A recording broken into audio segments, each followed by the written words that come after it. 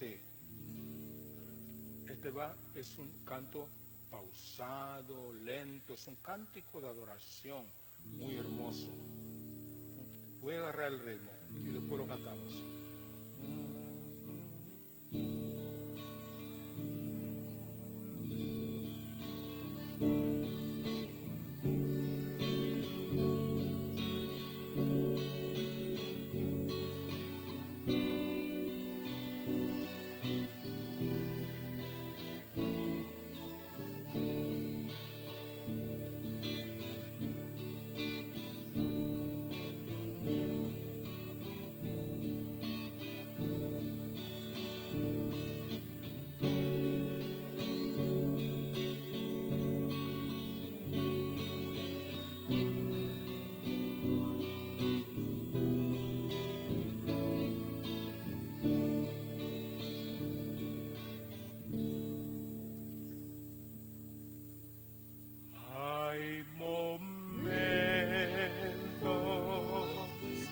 Que las palabras no me alcanzan para decirte lo que siento por ti, mi buen Jesús. Hay momentos que las palabras no me alcanzan para decirte lo que siento por ti, mi buen Jesús. Yo te agradezco por todo lo que has hecho, por todo lo que haces y todo lo que harás. Yo te agradezco por todo lo que has hecho, por todo lo que haces y todo lo que harás.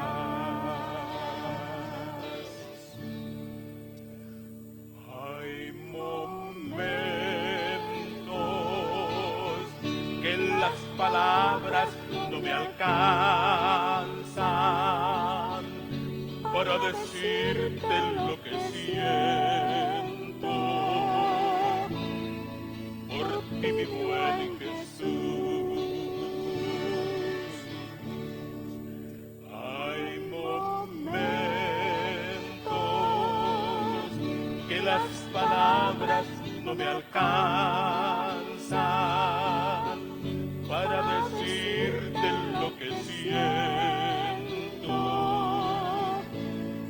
por ti, mi buen Jesús. Yo te agradezco por todo lo que has hecho, por todo lo que haces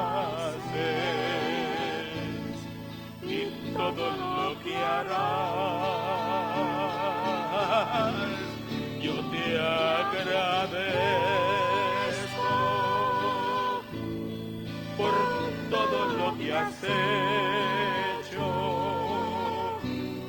por todo lo que haces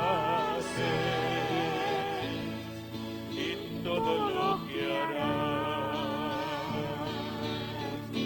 Yo te agradezco por todo lo que has hecho,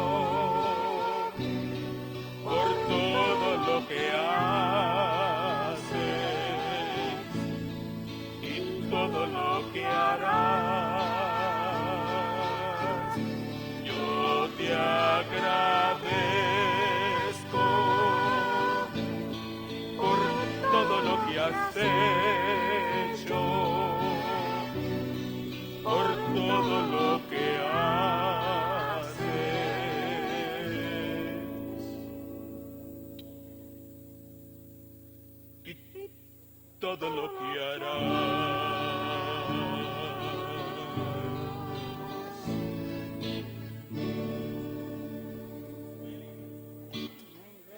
Amén. Gloria sea al Señor.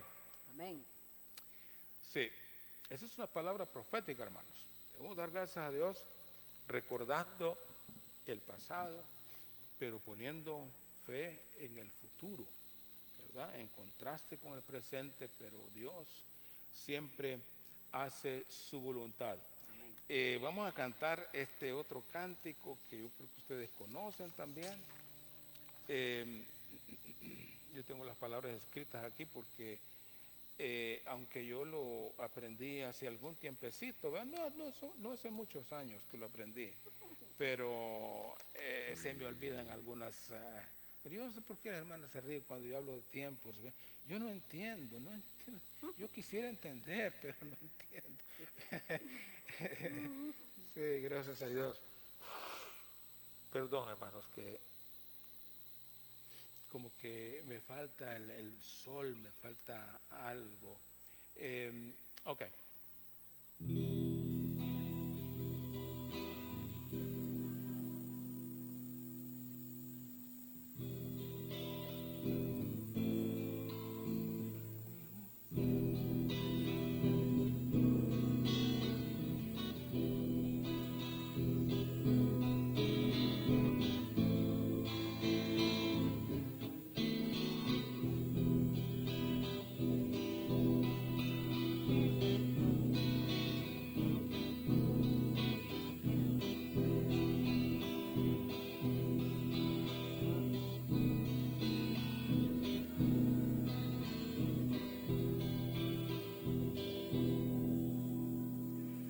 El que habita al abrigo de Dios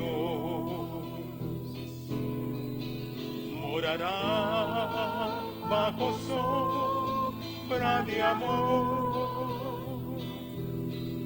Su esperanza y castillo Jehová será, y en sus alas feliz vivirá. Oh, yo quiero habitar al abrigo de Dios, solo allí encontraré paz y profundo amor. Mi delicia es con él, comunión disfrutar y por siempre su nombre alabar.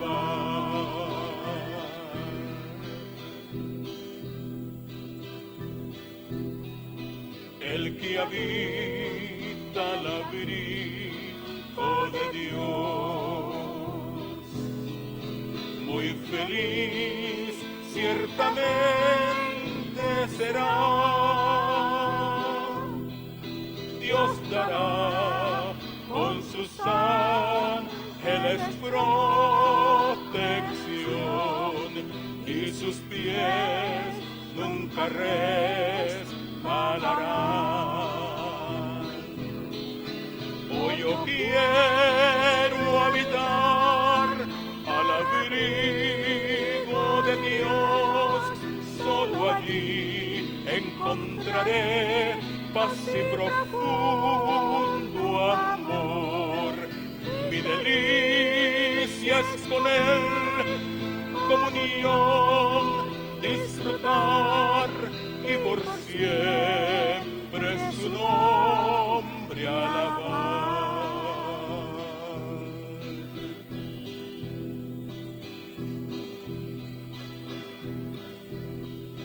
El que habita al abrigo de Dios, consagrado a su voluntad, puesto en alto, saciado en su plenitud, de Jehová gozará la salud. Hoy yo quiero habitar al abrigo de Dios, solo allí encontraré paz y profundo amor. Mi delicia es con él, comunión, disfrutar y por siempre su nombre alabar. Hoy yo quiero habitar al abrigo de Dios, solo allí encontraré paz y profundo amor. Mi delicia es con él, comunión, disfrutar y por siempre su nombre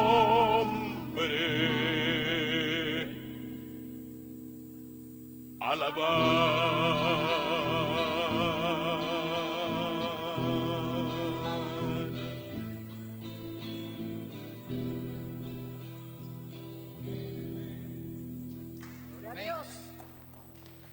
Alabado sea el Señor. Amén. Amén. Gloria a Dios. Sí, hermana, vamos a escuchar la lectura de la palabra de Dios. Amén.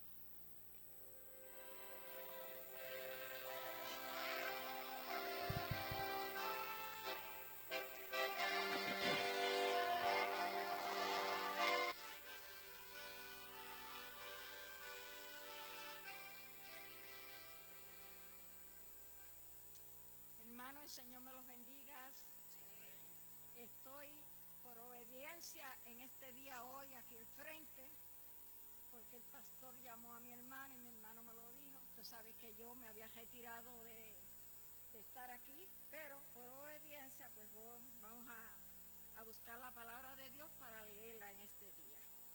Y la buscamos en Jeremías capítulo 32, versículo 17 hasta el 20, y después leemos el 27, perdón. Bueno, en el nombre del Padre, del Hijo y del Espíritu Santo.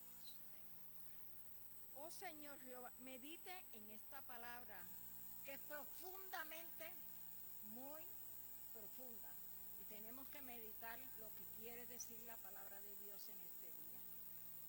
Dice: oh Señor Jehová, he aquí que tú hiciste el cielo y la tierra con tu gran poder, y con tus brazos entendidos hay nada que sea difícil para ti.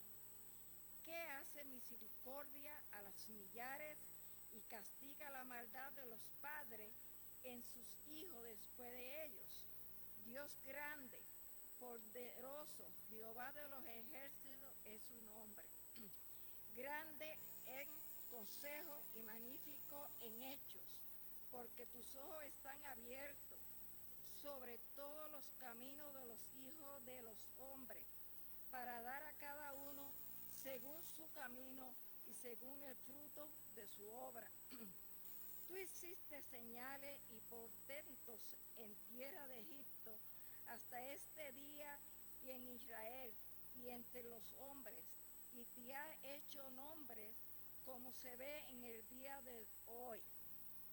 Ahora vamos a leer el 27. He aquí que yo soy Jehová, Dios de toda carne. Hasta algo que sea difícil para ti, será algo difícil para cada uno de nosotros en el día de hoy. Así que ahora el pastor, en el nombre de Jesús.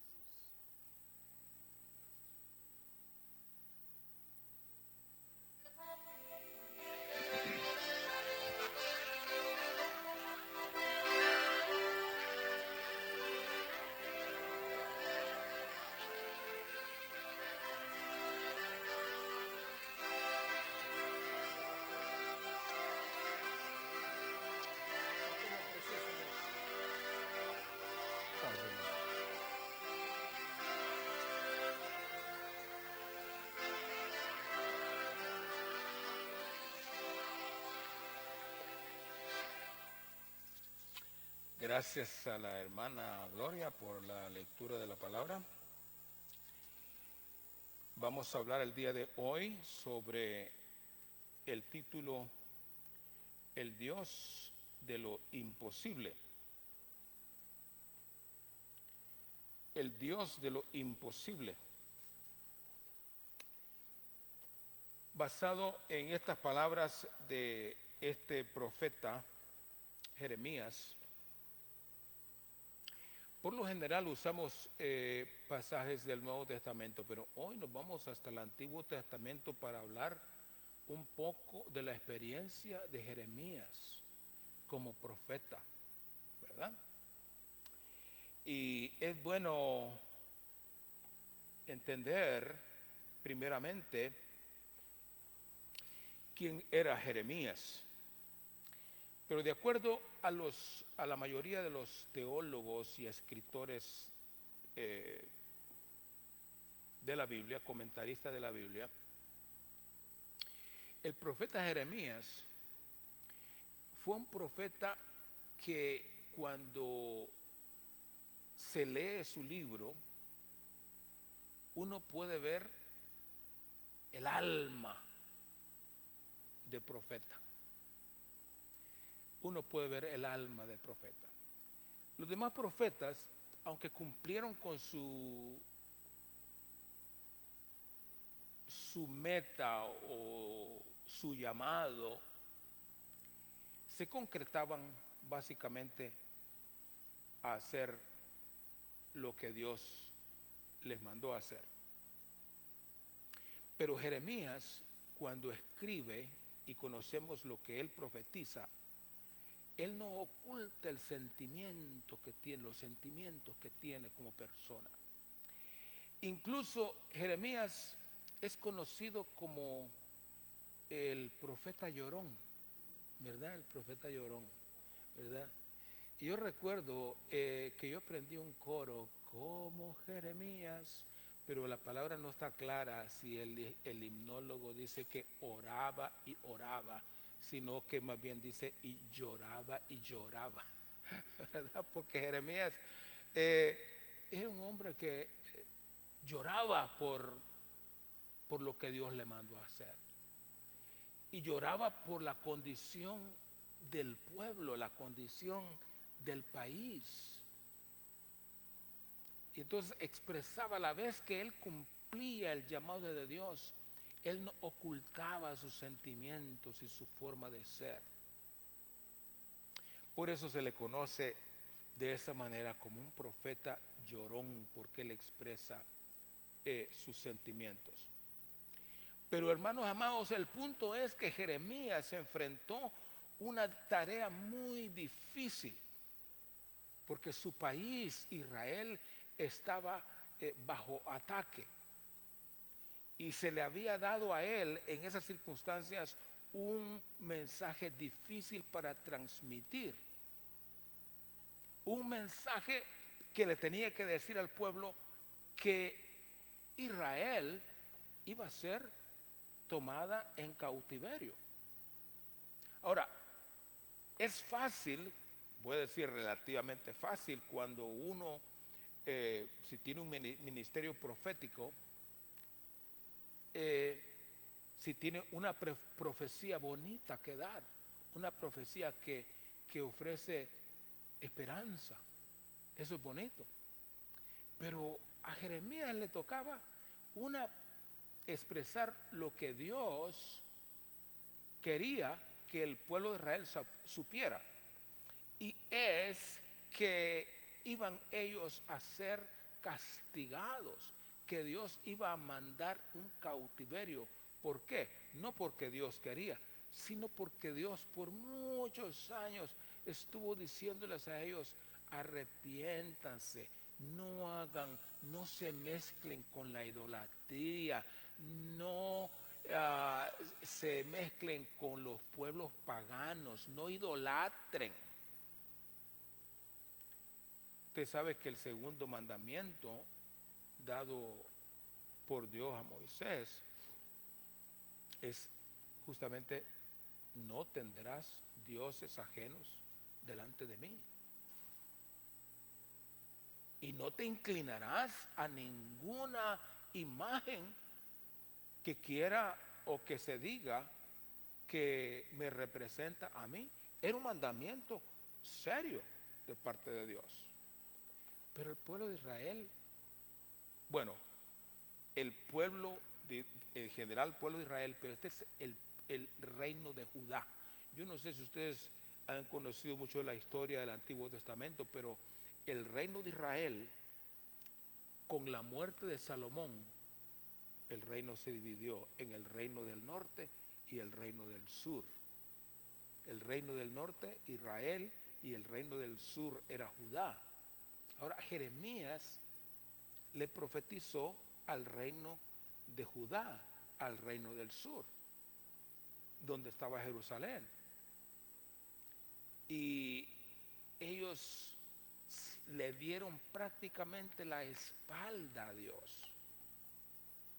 A pesar de que ellos sabían todo lo que Dios había hecho a través de los años, a través de los siglos, ellos fueron desobedientes a Dios. Y usted sabe muy bien que la desobediencia trae consecuencias, ¿verdad? La desobediencia trae consecuencias. Dios no le puede poner un laurel, darle un premio a las personas que son desobedientes. Dios nos sigue viendo con amor, por supuesto, y quiere que cambiemos nuestra actitud. Pero la consecuencia de la deslealtad y de ir en contra a la voluntad de Dios, eso trae consecuencias, y las consecuencias Dios no las puede quitar. Las consecuencias son resultado de nuestras propias acciones. Entonces el pueblo de Israel siguió y siguió en desobediencia a Dios, involucrados con pueblos paganos y involucrados en la idolatría de los pueblos paganos.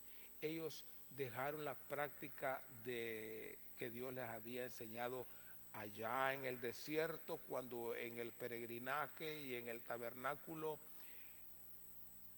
el templo movible que ellos tenían, ellos se ausentaron de todo eso. Pero Dios siempre los trataba con amor, pero con advertencia, porque siempre hay consecuencias. Y entonces para esto fue llamado Jeremías, porque Dios le dijo: yo te he escogido. Me impresiona la forma como Dios, como la palabra de Dios expresa el llamamiento de Jeremías, que dice que antes que te formase en el vientre te conocí, y antes que nacieses te santifiqué, te di por profeta a las naciones. Y yo dije, dice Jeremías: Señor Jehová, he aquí no sé hablar porque soy niño. Pero me dijo Jehová: no digas soy un niño, porque a todo lo que te envíe irás, y dirás todo lo que te mande. No temas delante de ellos, porque contigo estoy para librarte, dice Jehová. Porque la profecía que tenía Jeremías para el pueblo de Judá era la del cautiverio. Y es una profecía muy difícil para dar. Cuando uno tiene buenas noticias a alguna persona, pues qué bueno. Pero cuando uno tiene unas malas noticias y que viene del más grande, de arriba, del Todopoderoso, y como estaban en desobediencia a Dios, la historia dice, para hacer un poco breve toda la historia, pero la historia bíblica dice que lo acusaron a Jeremías de estar en compadrazgo con los babilonios, de estar a favor de los babilonios, de ser un espía de los babilonios. Y hasta lo metieron preso, lo arrestaron. Ahora, Dios sabía, por supuesto, Dios es infinito en sabiduría, y Dios sabía que a Jeremías no le iba a ser fácil dar el mensaje como profeta al pueblo de Judá, y que iba a tener grandes peligros. Por esa razón, desde el principio, desde que Dios lo llama, Dios le dice, no temas delante de ellos, porque contigo estoy para librarte, dice Jehová. Y efectivamente, Jeremías fue arrestado y estuvo mucho tiempo. Sin embargo, aún arrestado, él siguió pregonando el mensaje. Él siguió dando el mensaje de Dios como profeta. No lo callaron, no lo callaron, hasta que un mismo soldado de la misma prisión le ayudó a escapar. Y él fue tirado por una ventana de la prisión a unas cisternas, a unos alcantarillados. Y dice la historia que Jeremías se hundió entre todo el fango de las cisternas, de aguas impuras. No eran aguas cristalinas, de aguas impuras. Por eso en el pensamiento del día estamos diciendo que los grandes hijos de Dios, los grandes siervos de Dios, hombres y mujeres santos de la historia, han sobrellevado los peores sufrimientos, y Jeremías fue uno de ellos. Sufrió muchísimo. ¿Por qué? En el cumplimiento de su deber, en el cumplimiento del mensaje. Pero aún así, él dijo, miren, va a haber un cautiverio, todos van a ser llevados cautivos. Y vino Nabucodonosor, el rey de Babilonia, invadió a Jerusalén y la sitió en 3 ocasiones, hasta que en la tercera terminaron con toda la ciudad, derribaron los muros y derribaron el templo de Jerusalén, que era tan sagrado, y los llevaron cautivos a Babilonia, de allá donde es Saddam Hussein, donde era Saddam Hussein, ¿verdad? Pero a Jeremías le dieron 2 opciones: o te vas con la gente cautivo, o te quedas en tu pueblo.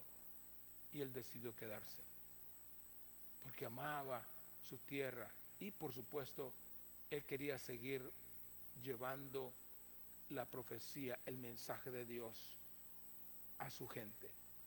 Así que, hermanos, Jeremías confiaba que el Señor lo libraría, porque Dios era una garantía para Jeremías.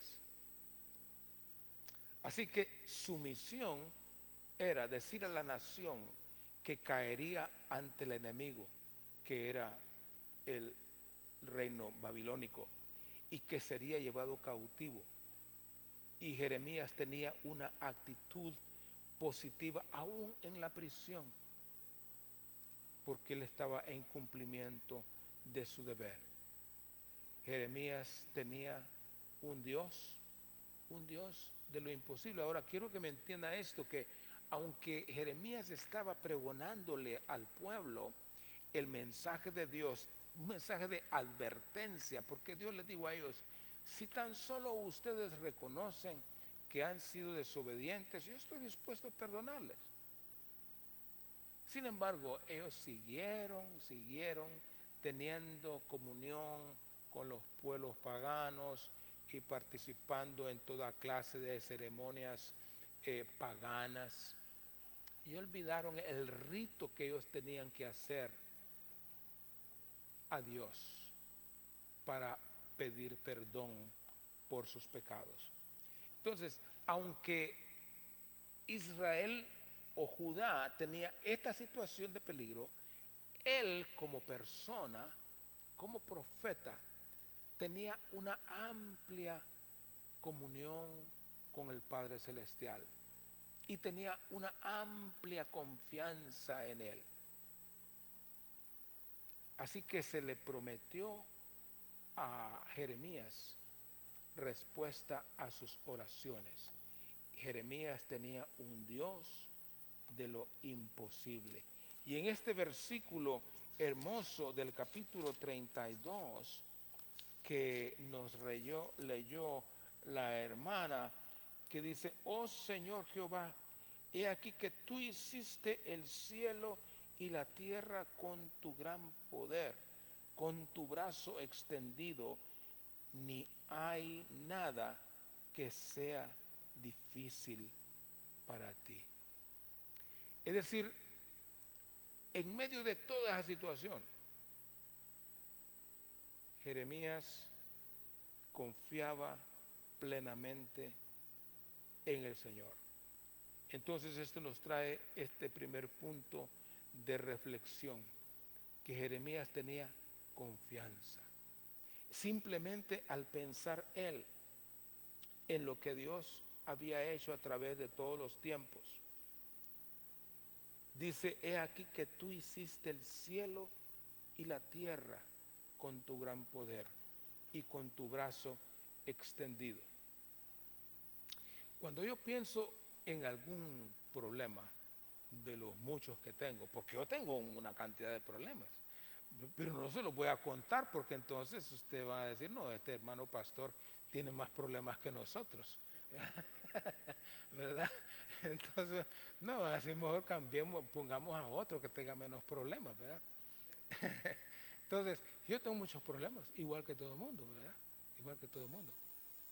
Pero cuando yo pienso en mis problemas y pienso en un versículo como este, que Jeremías dice: tú hiciste el cielo y la tierra con tu gran poder.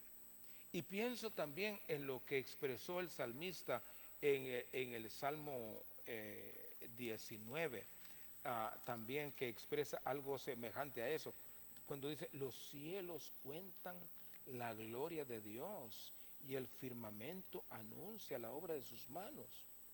Es decir, basta mirar al cielo en una noche despejada y ver las estrellas y uno darse cuenta de que en realidad Dios es grande y que los problemas nuestros no son nada para el Señor, ¿verdad? Y nosotros andamos con la cara caída, ¿verdad? Por cualquier bobería, ¿verdad?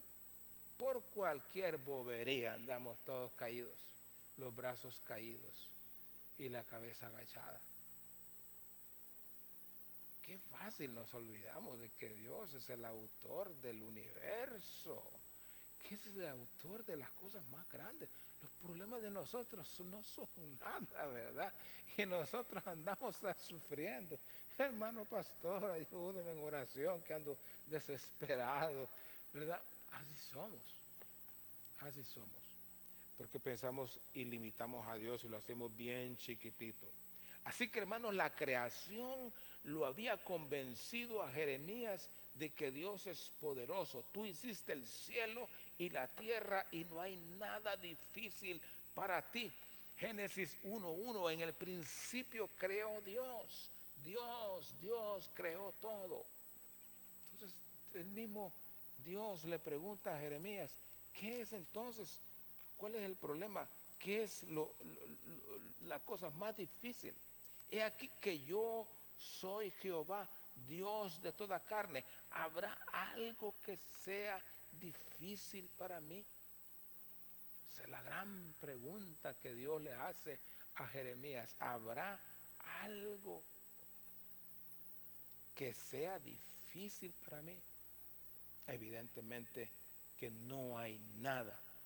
Pero, hermanos, nuestra reflexión nos lleva a nosotros justamente a recuperar la fe.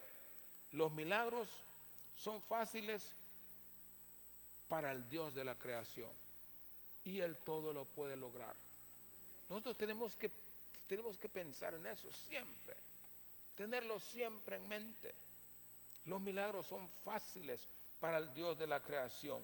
Una mirada al cielo, como dije antes, repleto de estrellas, debería convencernos de lo grande que es Dios. También debe recordarnos el poder de Dios, el hecho de la muerte y la resurrección de Jesucristo. Porque la Biblia es clara que dice que Dios levantó a su Hijo de la tumba. Es Dios que lo levantó. Entonces, aún en el Nuevo Testamento encontramos pruebas de que Dios es poderoso para dar vida a su Hijo y hacerlo y ser Él un nombre que es sobre todo nombre. Y en eso también estamos nosotros. Es decir, Dios ha prometido y Jesucristo es primicia de lo que Dios pudo hacer. Entonces, también nosotros vamos a continuar ese mismo sendero. Dios nos va a mostrar su poder a través de los tiempos, a través de los años, a través de los días, a cada instante. Además de eso, ustedes saben que nosotros mismos como cristianos somos prueba del gran poder de Dios, ¿verdad? Nosotros mismos, ¿verdad? Porque si nos hacemos un examen de conciencia nosotros y pensamos quiénes éramos antes de tomar en serio las cosas de Dios, uno llega a la conclusión de que en realidad Dios es poderoso. ¿Quién podía haberme transformado? ¿Quién podía haberme hecho lo que ahora soy? Nadie, excepto Dios, excepto el Señor. Por eso, hermanos, tenemos que recordar que aún nosotros mismos somos ejemplo del gran poder transformador de Dios. Y que aunque como Jeremías estemos dentro de situaciones complejas, cumpliendo con nuestro deber por lo que Dios nos manda a hacer, y aunque eso sea peligroso, entre comillas, tenemos que aceptar el llamado de Dios como lo tuvo que aceptar Jeremías, porque Dios le dijo: yo te escogí desde aún el vientre de tu madre para que fueras un profeta y cumplieras con un mensaje que no era del agrado de la tierra de Judá, porque significaba un cautiverio, significaba ser siervos, ser esclavos. Pero hermanos, es Dios haciendo eso por causa de la desobediencia. Entonces la lección para nosotros es que si en algún momento determinado de la vida nosotros somos desobedientes y no escuchamos la voz de Dios, cualquier cosa puede pasar, porque las consecuencias no son culpa de Dios, sino de nosotros. Estoy recordando a un muchacho que le dijo el papá: mira, por cada cosa mala que tú hagas, toma una tabla, ponla sobre la pared y le pones un clavo. Por cada cosa mala que tú hagas, pone un clavo en la pared en esa tabla. Y el niño, que no era muy bueno, era bien mal portado, entonces pues ahí iba, y hice una cosa mala, iba, ponía un clavo en la tabla, ¿verdad? El siguiente día, hoy hice 3 cosas malas, 3 clavos en la tabla, 3 clavos en la tabla. Y cuando tenía la tabla llena, y el joven del papá le dijo: papá, ya llené la tabla de clavos, ¿y ahora qué puedo hacer? Entonces le dijo él: bueno, muy sencillo, por cada cosa buena que hagas, quita uno. Ve quitándolos, pero por cada cosa buena que hagas, quita uno. Y el muchacho comenzó a cambiar su actitud, ¿verdad? Cambiar su actitud. Y una cosa buena, quitar este clavo. Día siguiente hacía otra cosa buena, quitaba otro clavo. Hasta que los quitó todos, ¿verdad? Y él se alegró de haber quitado todos los clavos por las cosas buenas que hizo. Pero entonces fue donde el papá y le dijo: papá, ya quité todos los clavos porque me he portado muy bien.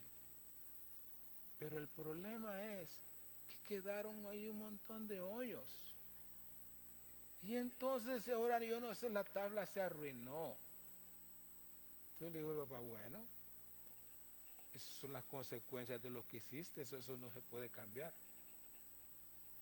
Tienes que aceptar la tabla así como está, con todos esos agujeros.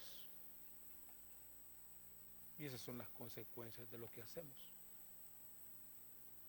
Entonces, en términos espirituales y en términos de conducta, las consecuencias, pues, solo Dios las puede eliminar. Pues, las puede eliminar en el sentido de borrar de nuestro corazón y traer paz a nuestra vida, aun cuando esté el recuerdo de las cosas malas que hicimos, de las desobediencias que tuvimos. Las consecuencias no las podemos evitar. Y tenemos que aprender a enfrentar las consecuencias. Así que, hermanos, en el punto número 2 que quiero dejarles, porque ya voy a terminar, es que el Señor hizo una pregunta a Jeremías. ¿Habrá algo que sea difícil para mí? ¿Habrá algo? Hermanos, debemos recordar siempre esta pregunta y tiene que estar siempre delante de nosotros, porque Dios quiere que sepamos que Él puede manejar cualquier problema que estemos enfrentando. Él puede lidiar con eso, Él puede transformar eso, Él puede transformar todas las cosas. Yo le hago esta pregunta a usted. ¿Ha sometido usted los problemas actuales que tiene a la prueba de esta pregunta? Porque Dios dice que habrá algo difícil para mí. O sea, usted ha sometido sus problemas a esta pregunta. Cuando usted piense en sus propias situaciones, piense en lo que Dios le dijo a Jeremías.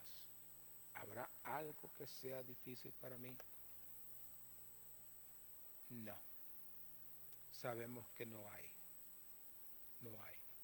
Por lo tanto, cualquier situación que estemos enfrentando en la vida, hermanos, tiene una solución.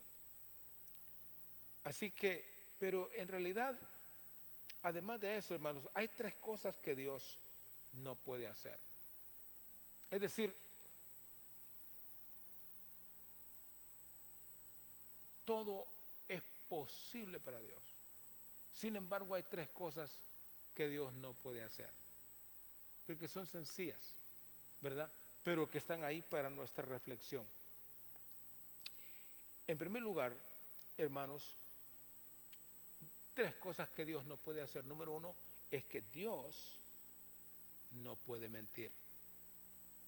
Esa es una imposibilidad en las características de Dios.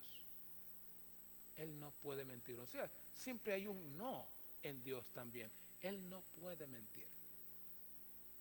Número 2, que Dios no puede recordar nuestras desobediencias cuando nos hemos arrepentido genuinamente y ya nos ha perdonado.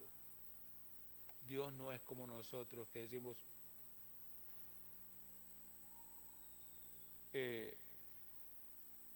a la pregunta, ¿me perdonas? Sí te perdono, pero ya te conozco. ¿Verdad? Te perdono, pero ya te conozco. Dios no es así.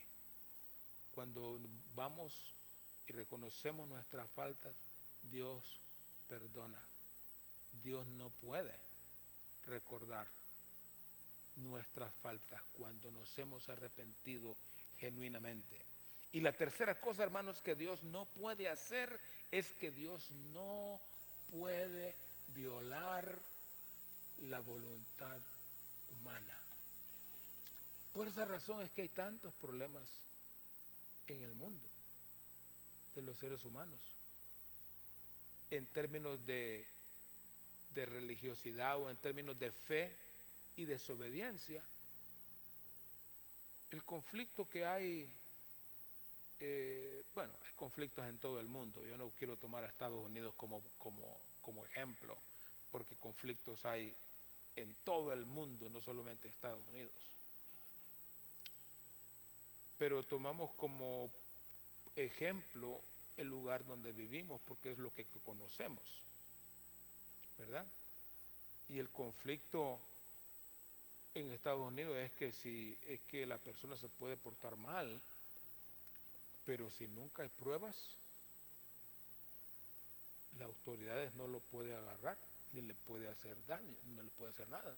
Y aunque la gente diga, yo conozco a fulano, él es aquí, es allá, hizo esto, hizo el otro, pero la ley dice, si tú no lo pruebas, la persona sigue siendo inocente mientras no se lo pruebes ante la ley, no ante cualquiera, sino ante la ley. Entonces, ese es un conflicto social. Entonces hay personas que hacen maldades y se esconden. Y si nunca hay pruebas, pues siempre están libres. Es así. Pero hermanos, pero en el caso de Dios, hemos dicho que Dios no puede violar la voluntad humana. Es decir, Dios no puede obligar a las gentes a que sean buenas. La bondad y las actitudes positivas, correctas, las actitudes bondadosas y actitudes de bondad tienen que nacer de nuestro corazón como resultado de nuestra convicción de querer ser como Dios quiere que seamos, pero tiene que nacer en nosotros. No puede ser una imposición de un gobierno ni de nada. Porque como alguien dijo, a la fuerza ni los zapatos, ¿verdad? Ni los zapatos. Entonces siempre tienen que ser cosas que nacen del corazón. Entonces Dios no viola la voluntad humana. Pero eso al pueblo de Judá, Dios le manda un profeta como Jeremías y le advierte. Ustedes siguen en desobediencia a Dios, haciendo lo peor que a Dios no le agrada, que es la idolatría. No te harás imagen, dice el mandamiento, delante de mí. Y el pueblo de Judá estaba, y los reyes de Judá hacían, pues se atrevieron hasta hacer becerros de oro y decir, este es Jehová. ¿Que aquí se le ocurre eso? Hacer becerros de oro. Y le pusieron, este es Jehová, un becerro de oro. Y Dios dijo en el mandamiento, no te harás imagen ni semejanza de nada de lo que está en el cielo o en la tierra. Es un mandamiento que ellos tenían que cumplir. Sin embargo, fueron idólatras y cayeron en eso por años. Y Dios siempre los miraba con amor, siempre con amor. Pero tanto va el cántaro al agua, como alguien dijo, que al fin se rompe, ¿verdad? Y Dios tuvo que mandarles a ellos una gran prueba. Pero hermanos, terminando ya con estos pensamientos, nuestra fe en el Dios de lo imposible, hermanos, debe ser una fe perseverante. Yo sé que el mayor problema que como cristianos tenemos, o muchos tienen, es que no hay capacidad de perseverar. Hay muchos que han sido creyentes de fe por una buena cantidad de años y después quedan contando, cuando yo acepté al Señor, yo iba a la iglesia, yo era aquí, yo era allá, pero eso es de que yo era y que yo era, eso ya no tiene valor, ¿verdad? ¿Qué le sirve a uno decir, yo fui, ¿verdad? Yo fui, ¿verdad? Eso no tiene valor. Pero muchos se consuelan con eso, ¿verdad? Y el yo fui no tiene sentido. Es el yo soy, lo que soy ahora para la gloria de Dios y lo que puedo hacer para el Señor hoy. Eso es lo que cuenta. Entonces hay que ser perseverante, no hay que desmayar, hay que seguir adelante. Me impresiona que usted sabe que, no voy a hablar mucho de eso, pero usted sabe que en enero llega un aparato a Marte que mandó la NASA. Ahorita está volando, va a las mías por ahí y llega en enero. Eso va a ser una expectación grande porque lo van a transmitir. Llega en enero al espacio y es cuestiones computarizadas, ¿verdad? Los americanos están muy avanzadísimos en eso. Y hay un robot que va a explorar todo Marte. Un robot, decimos robot, nos imaginamos un muñeco, pero no un muñeco, ¿verdad? Un aparato que va por ahí, por todas partes. Y le pusieron por nombre Perseverance. Ese aparato se llama Perseverance, perseverancia. Y yo me quedé pensando cuando lo mandaron, porque el que habían mandado otro que se llamaba Curiosity. Curiosity, solo mandaron a curiosear el planeta, ¿verdad? ¿Verdad? Curiosity. Pero eso no decía mucho. Pero le pusieron a ese otro Perseverance, perseverancia. Ahora, ¿perseverancia en qué? ¿Qué es lo que pretenden? ¿Qué es lo que pretenden? Detrás de cada perseverancia, hermanos, hay un propósito. La perseverancia no es una palabra del montón para cualquiera. No. La perseverancia es una actitud que tiene como base un objetivo.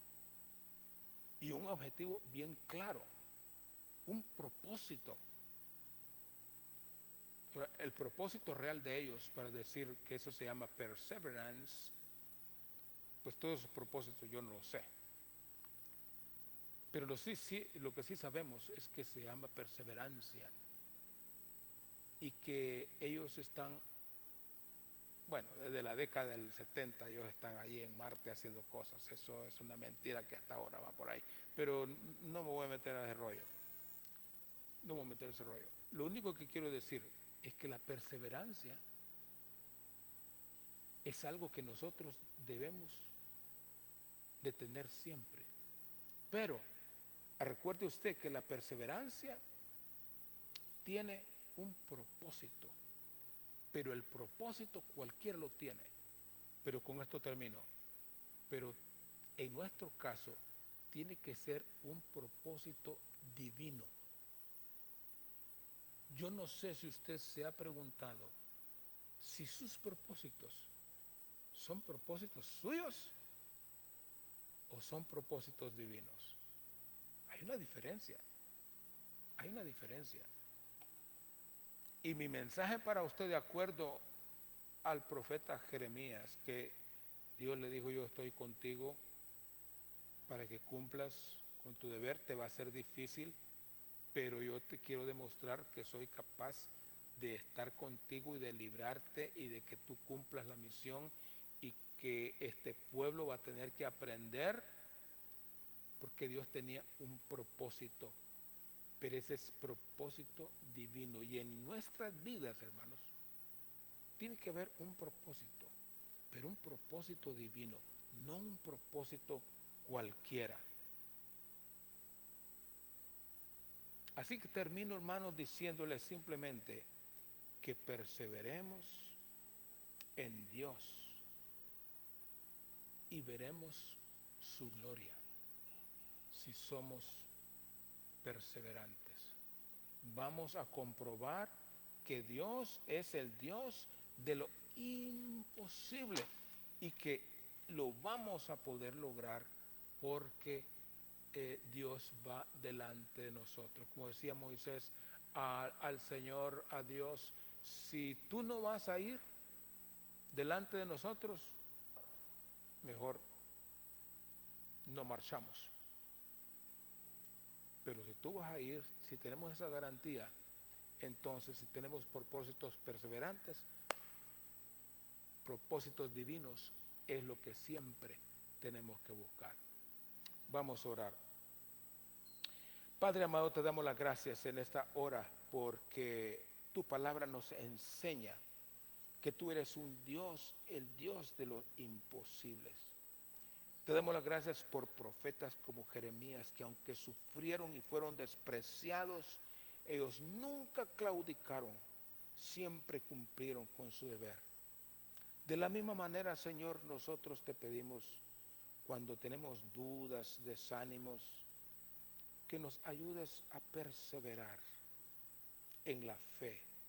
Y no solamente en la fe, pero perseverar en los propósitos que no son propósitos humanos, pero propósitos divinos.